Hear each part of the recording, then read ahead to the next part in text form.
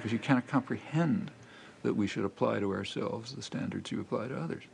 That is incomprehensible. If you take a poll among U.S. intellectuals, support for bombing Afghanistan is just overwhelming. How many of them think that you should bomb Washington because of the U.S. war against Nicaragua, let's say, or Cuba or Turkey or anyone else? If anyone were to suggest this, they'd be considered insane.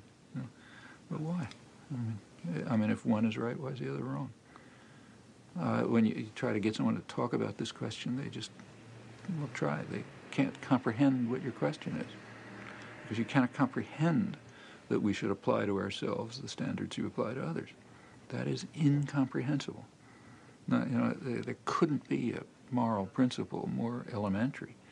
I mean, all I have to do is read George Bush's favorite philosopher. There's a definition, famous definition in the Gospels of the hypocrite. The hypocrite is the person who refuses to apply to himself the standards he applies to others.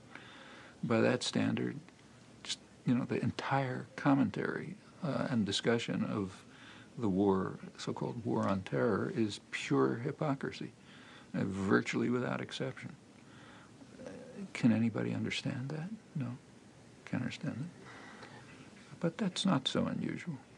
I mean, I'll bet you anything that if you go back to Japan in the 1930s or 40s and you did a poll of intellectuals on the war, you'd probably get the same reactions. I mean, I know it was true in Germany and France and everywhere else. It's just standard. It's ugly, but it's standard.